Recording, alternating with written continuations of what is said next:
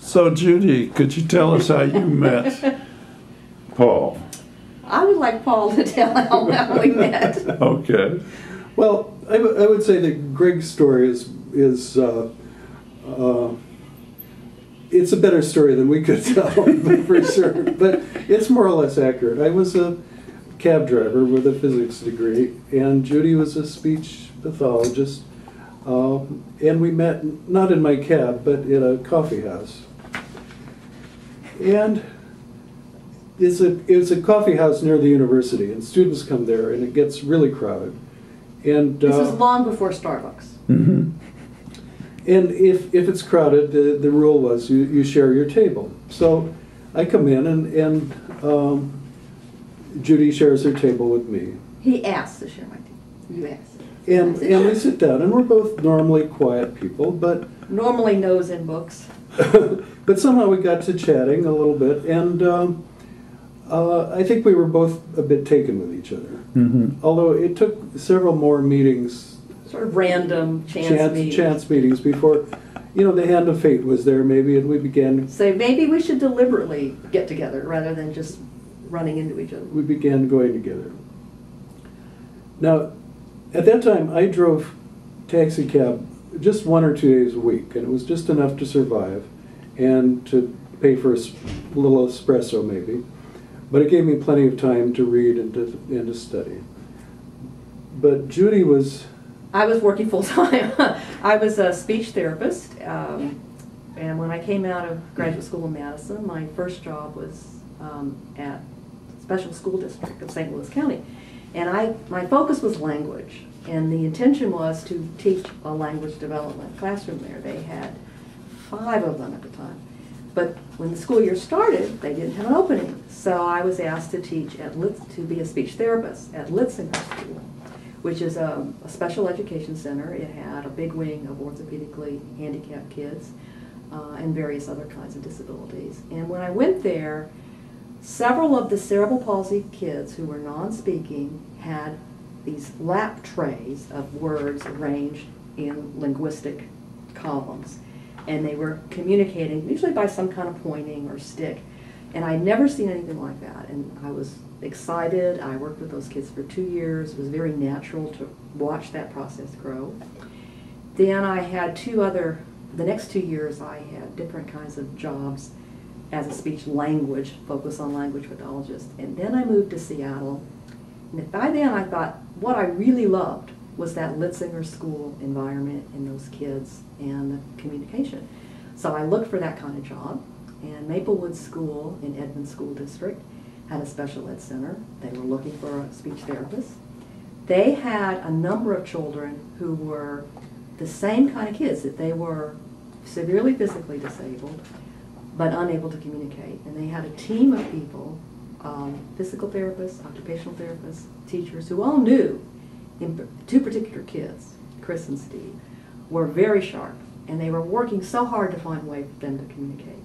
So when I came in, and they had never heard of a communication board, and most people hadn't, it was just flowed beautifully to set up communication systems. So I had been there 4 years at the time Paul and I met, and Chris had managed to get for Kristen, work with her with the Trace Center, and got one of the early autocoms, which she understood intellectually, but physically it was very difficult for her because it involved pointing with the headphone. So it wasn't working out real well for her. And for Steve, we had eventually tried a 16-unit Zygo, and motorically the scanning worked well for him. But it didn't fit him. It didn't do what he needed it to do. So we're kind of in this funny position. And I was also kind of burning out, overworking, and so I was partly intrigued by Paul's lifestyle and hoping he would be the person who would help me kind of balance life and social life better. Yeah, and I didn't really know much about what Judy did in the early days. We just, she seemed to like my lifestyle, and I seemed to like Judy. But I remember that it happened one day. We went for a walk. It was a beautiful fall day. We both remember this very clearly. And Judy started talking about her kids. And she mentioned having seen a home computer. This was a brand new idea, home computer, and it had been hooked up to a single switch, and it did something, I don't remember. And she said the fatal words, "I think something like that would work for my kids. If only I had some engineer, volunteer sort of person who could program it." And so I said, well, gee, if you've got a computer, I could probably learn to program it. And see, I don't remember saying, if only we had an engineer. I just remember hearing, if you got a computer, I bet I could learn to program. And it was sort of like somebody threw me this bowling ball. Like, uh-oh. In retrospect, I think this was the single biggest miscommunication of our life together.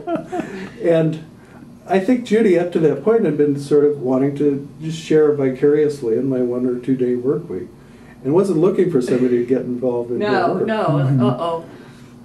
But I think she saw the possibility, and she wanted, for the sake of her kids, she wanted to give me a shot. I thought, oh, this is scary, but it'll probably peter out real fast, so it's okay.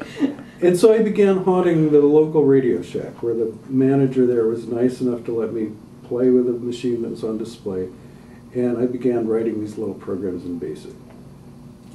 And one day I had something I wanted to show Judy. I was ready to show her something. And I called her up, and she was homesick with a bad cold from work. And I said, well, would you like some chicken soup? Well, isn't that sweet? No one had ever offered to bring me chicken noodle soup. And I think she was charmed when I showed up with a can of Campbell's. Yes, I was like, okay. But then I think the charm turned to horror when I asked her to go out into the cold, rainy day to the local Radio Shack to look at my program. I was like, okay, no.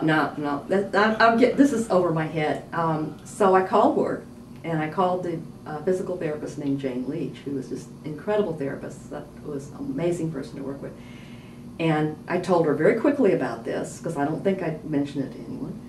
And I said, could you, on the way home, from work, could we all meet at Radio Shack so you can watch this? And I think I was partly thinking, if this isn't any good, I'd rather somebody else say it.